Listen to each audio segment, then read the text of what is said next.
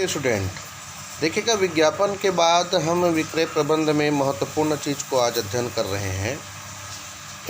11.58 page number 458 यानी एक श्रेष्ठ व्यक्तित्व विक्रयकर्ता के गुण यानी qualities of a good salesman. जो सेल्समैन आप देखते हैं, है ना, तो उनमें क्या गुण होने चाहिए, तो इस पर इसमें यहाँ पर चर्चा की है। देखिएगा माल तथा सेवाओं का विक्रय करना एक कला है ना।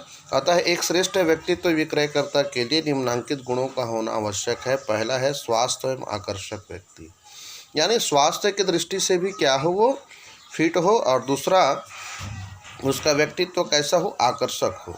ये एक अच्छे सेल्समैन या अच्छे विक्रयकर्ता के गुण में शामिल है। दूसरा है उत्पादन संबंधी पूर्ण ज्ञान, यानी जिस उत्पादन का वो सेल्स कर रहा है, बेच रहा है, उसके संबंध में उसे पूर्ण रूप से ज्ञान होना बहुत आवश्यक है। तीसरा है बुद्धिमत्ता तथा कल्पना शक्ति, यानी एक श्रेष्ठ व्यक्तित्व विक्रयकर्ता बुद्धिमत्ता तथा कल्पना शक्ति का धनी होना चाहिए, और उसमें ग्राहक का मनोविज्ञापन भांपने की शक्ति होनी चाहिए। उसकी स्मरण शक्ति तीक्ष्ण होनी चाहिए और प्रत्येक बात को समझने के लिए गहन दृष्टि होनी चाहिए, ताकि वह प्रभावी विक्रय में सफल हो सके। ठीक है।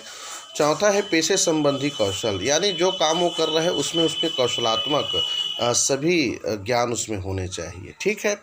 और उचित संप्रेषण कौशल, यानी प्रॉपर कम्युनिकेशन ऑफ स्किल, यानी उचित संप्रेषण कौशल, यानी कोई भी बात को जब रखे तो ग्राहक और विक्रेता के बीच में वो पूर्ण रूप से संबंध स्थापित करे। ठीक है। उत्साही होना चाहिए, है ना, और उसमें विनम्रता का भाव होना चाहिए, ईमानदारी का होना बहुत ज़रूरी है, और विश्वास पैदा करने का कौशल एक अच्छे विक्रयकर्ता के गुण में शामिल है। ठीक है। तो इस तरीके से हम देख सकते हैं, है ना। और 11.59 व्यक्तित्व विक्रय की भूमिका या महत्व। देखिए इसका महत्व को कर देखें तो ये 3 विस्तृत बातों पर निर्भर करता है। व्यवसाय के लिए सबसे पहले, व्यवसाय के लिए कैसे, तो प्रभावी प्रवर्तन उपकरण, यह जो है प्रवर्तन की बहुत प्रभावी तकनीक है, और यह संभावित ग्राहकों के उत्पाद के गुण बताकर प्रभावित करता है, जिससे बिक्री बढ़ती है। दूसरा है अधिक लोचपूर्ण तकनीक, यानी प्रवर्तन की अन्य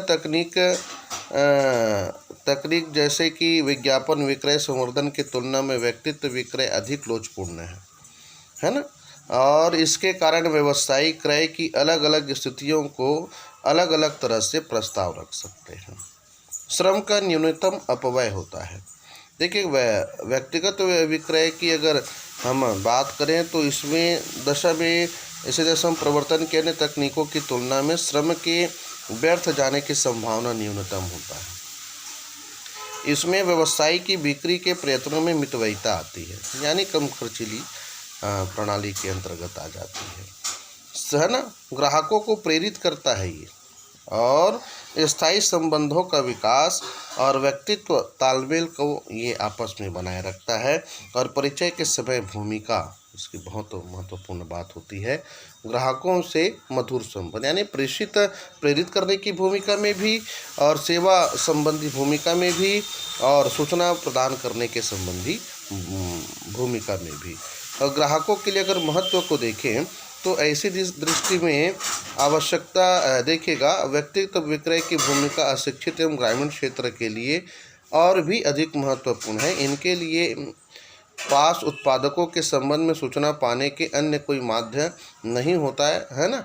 व्यक्तित्व विक्रय से ग्राहकों को निम्नलिखित लाभ होते हैं, है ना। ग्राहकों को कैसे लाभ होंगे, तो आवश्यकताओं की पहचान में सहायक, और दूसरा है बाजार के संबंध में अद्यतन जानकारी मिल जाती है, विशेषज्ञों की सलाह एवं मार्गदर्शन मिलता है उत्पाद के संबंध में, और ग्राहकों को प्रेरित करता है। ठीक है। तो समाज के लिए भी ये बहुत महत्वपूर्ण है व्यक्तित्व विक्रय। तो कैसे है, तो इस संबंध में हम देख सकते हैं, है ना, न्यूनतम मांग को प्रभावी मांग में परिवर्तन, रोजगार के अवसर होते हैं, आकर्षक कैरियर के अवसर बनते हैं, और गतिशीलता प्रदान होती है, उत्पादक का मानकीकरण होता है ना।